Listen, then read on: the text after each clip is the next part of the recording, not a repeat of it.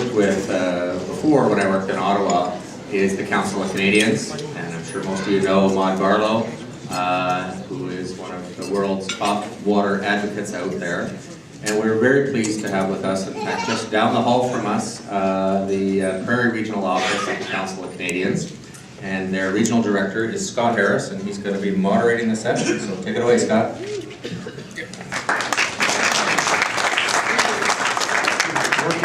Working just down the hall from Bill, I can tell you all that one press conference a week is like a slowdown. And congratulations to Bill and everyone at BIA for another fantastic conference. So my name is Scott Harris, as Bill said. I work at the Prairies Regional Office of the Council of Canadians. And one of our core campaigns, and something that's near and dear to the organization's heart, is the issue of water. And for those of you who have been paying attention to the discourse around the provincial election, you'll probably not have heard the word water mentioned once in any of the debates. So it's really great that we as civil society and Public Interest Alberta are going to talk about something that none of the politicians are talking about, which is what's happening with water in the province of Alberta. There's different issues in the north and in the south and in the center, and it's a really complex issue that really should have gotten a lot more attention. And we're going to put it in the context also of what's happening with water globally. So I'm really thrilled to have the three people we have on the panel who are going to come at the issue of water from a few different directions. As is the tradition apparently at this conference, I'm not going to bother reading this. You can all read as well as me, most of you probably a bit better. So I'm just going to introduce, we're going to go in order. First we have Anil Naidoo, who's going to kick us off. We'll then go to Chief Allen Adam, and we'll finish with Jill Coppiard-Wolf, and of course, at the conclusion of their comments, we'll have a lot of time for some discussion and some questions. So please welcome Anil Naidoo.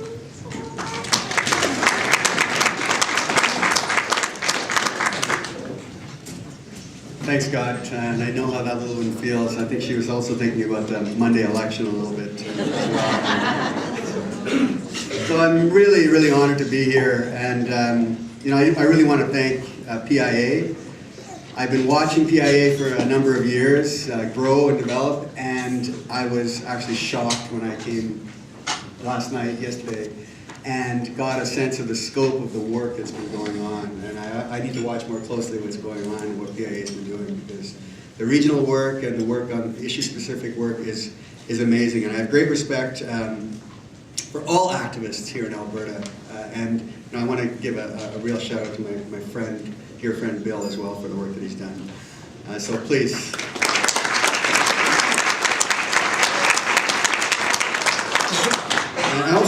I'm very honored to share the stage with Jill and Chief Adam, and looking forward to learning from them this afternoon as well. And I have to say, it's really good to be home. When my family came to Alberta, northern Alberta, from apartheid South Africa, we came just south of Peace River, and I grew up in southern Alberta and lived in Calgary, and most recently in Edmonton before moving out to Ottawa. And so, of course, I've got a deep concern and with what's going on in my home province, in the direction that it's going. I've worked in inner city Edmonton, and that's really where I learned a lot about. My eyes were certainly opened to the world, the different worlds that we do live in, even if we are in the same city. And I worked out of the basement of the Mustard Seed Church over 97th Street, Boyle Macaulay Health Center, and doing that kind of frontline social work, community organizing, the advocacy work. I've taken the lessons that I've learned there to the work that I've been doing on the front lines of the water wars around the world. And I continue to learn every day. Since I've been at this conference, I've certainly learned a lot about the mobilizing that's been going on in Alberta, and it is very impressive. I know it's a long struggle, and it's not an easy struggle here in Alberta, but what I've seen gives me hope. And the presentations this morning by Melanie, Brigitte, and Liz, that also gives me hope. So thank you to them as well, if you're still in the room here. And the stories last night of the mobilizing around disability issues that we were talking about, that was amazing. A story I have to cut out before I got the full scope of what's going on, but some of the stuff that that we were talking about was really powerful. Giving voice to the voiceless and, taking the issues directly to the people that have power. And that's what, the shift is about. That's what mobilizing is about. That's what the organizing work that we're trying to do every day, all of us are trying to do every day, is really about. So I was very honored to hear, or happy to hear about some of that firsthand work that's been going on. And I have to say that when I lived here, there was no PIA, right? There was no one bringing Albertans together to work on the tough issues that we face and coming up with these kind of progressive solutions. I know the work was happening in pockets and a lot of great work, but to actually bring the issues together in the way that PIA is done, I think and its partner organizations, I think this is, for me, very heartening. Work around seniors issues, education, healthcare, equity, justice, and our environment. Now I'm going to focus on water and the environment, but I have to say that though I now am living in Ottawa, I'm going to fill out one of the PIA memberships and become a monthly donor. And let me tell you why. I mean, it's a good news and a sad story, because one of the reasons is that we are faced with very stark choices in front of us here, and we have to decide. It's between being consumers or citizens, fundamentally on one level, right? And to be, I think, a citizen, you need those spaces where you can come together and work together. And that's what I see PIA doing, is bringing people together and tackling these issues. So I'm happy to support PIA for those reasons. The other reason, though, which is not so positive, is that Alberta is the front line of so many of these fights. Not only here in Canada, but around the world. We'll get more into that a little later, but the reality is that whether you're talking climate change, human rights, equity, the environment, the future dialogues and the dialogues that are happening here in Alberta are going to impact much more broadly. So, my theme here is that this is the front line, and that we have to deal with the mobilizing and the organizing that you're doing here with that in mind. Whether we're talking about the tar sands, everyone knows that's gone global, that dialogue, right? And that's, as every one of these climate summits, Alberta wins the fossil of the day, the fossil of the conference, the fossil of the year, and it is mostly around the way that we're dealing with the tar sands and also the water issues that relate to that we'll hear about. But it's not just, it's not just the energy issue. It is really, when you're talking about Alberta, I'll just take a step back and say, when we're talking about water, we've got these pamphlets out there, so our water's not for sale. Look into that more closely, but you may have heard about the honorary degree that Peter Brabeck from Nestle was given. Shameful, very shameful, right? But it's not just about the honorary degree. There's a deeper backstory to this that Scott's been working on, and that I know has been presented, but I want to just give you a little sense of what's really at stake here, because the question to ask is, why would the chairman of one of the largest companies in the world, biggest food, bottled water companies in the world, why would they bother with, of course the honorary degree is one thing. The backstory, though, is that this is part of trying to achieve this water advisory group that the U of A and its president wanted to put forward. And that water advisory group would include, and I'll give you some of the names, people like Sanjay Bhatnagar, who's the former head of Enron South Asia. Okay, so these are the people that gave us, the Enron has now become a verb, like the Enronification of the economy. These are the people that wanted to game and were gaming the electricity system, certainly, and now he's moving over into water. We have, of course, Peter Brabeck, Nestle, who are responsible every day for depleting aquifers and growing crops just for export and doing around the world, like depleting our water resources, certainly not enhancing. And he's been given this honorary degree. We have the heads of Total Canada, Nexen, who have an interest in water only because they needed to develop the energy that they want in the tar sands. We have Mike Young from University of Adelaide, who is one of the biggest proponents of water markets in Australia. Anders Bertnell, who was first framed as this nice academic, but now is over with the World Bank, with the IFC, which is the private arm of the World Bank, which funds a lot of the water companies and the takeovers and privatization of water. We've got Belmont Capital Management, the president. So, I mean, it paints a picture, and where this came from, where the genesis of this was when the president of the U of A went to the World Economic Forum and met with the heads there, and came up with this idea of the U of A being a hub for promoting.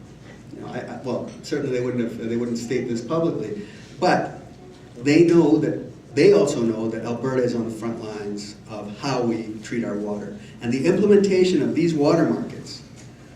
Which the profound aspect of it is that we've had a limited water market in southern Alberta that they put in 10 years ago. We've had the move towards the trading of water. Certainly, they've said that they want to have water trading and marketization of our water. But the profound implications of that is that what we're doing, what they're trying to do, is fundamentally break the tie between the water and the land. That's one main thing that they're trying to do. Which means that you can sell the water, shift the water, financialize the water, which means speculation, which means package it for, much the way that was done with the financial crisis, with a lot of the derivatives and a lot of the ways that you can corner the water market. You don't even have to deal with actual water. You can just sort of trade and speculate in water. This is the direction that they want to go with our water. It's not only just about the commodification and the privatization of water, they're now taking it to a deeper level into the markets, which are not just the real markets, but the financial markets. And the implications for that are really profound. And I'll have to say that it's not just about water. What's happening now, and on Monday I'll be in New York at the UN, and we're talking about something called the green economy. Okay? It really should be called the green economy, because what is being discussed in the negotiations around Rio Plus 20 is essentially the financialization of nature itself. Okay? What is going on there is that this is being used, this conference, which was 20 years after the original Earth Summit, which gave us really hard treaties on things like biodiversity, forests, climate change, gave us very clear boundaries and tried to set us on a proper course 20 years ago. What's happening at this Rio is that it's been co-opted and taken over by an agenda that wants to turn nature into a commodity and wants to set us on a path that will essentially mean that we lose complete control, that nature has no rights, has no value other than in our markets. Okay? The implications of that for the future are that people will be pushed off the land through land grabs, that we're going to, the poorest, the subsistence farmers will be impacted, that even in our own states and provinces and countries, we will not control our water, because in between will be this thing called the market. And this is what happens when you have governments that don't want to govern, essentially. Or they govern for the few, for the 1%. But what they do is that they implement systems that they can just say, it's hands off. We have no control. We are not bound. This is, go to the corporation if you have a complaint. If you can pay, you can play, right? It's turning us from citizens into consumers. And we have to draw the line. At what point do we draw the line and say, no? And the point for many people around the world is around water. And Bill's been in India, when we were working there a number of years ago, where we went to a small community in Kerala. So it's southern part of India. But these people, for almost 5 years, the women of that community sat in front of a Coke plant that they put in the middle of this rural community that was taking the water, draining the aquifer, making the water unusable. And these women held a vigil. Almost 5 years they sat there in the elements, in front of the plant, one of the most powerful companies in the world. And in the end they won. Okay? They closed down that plant.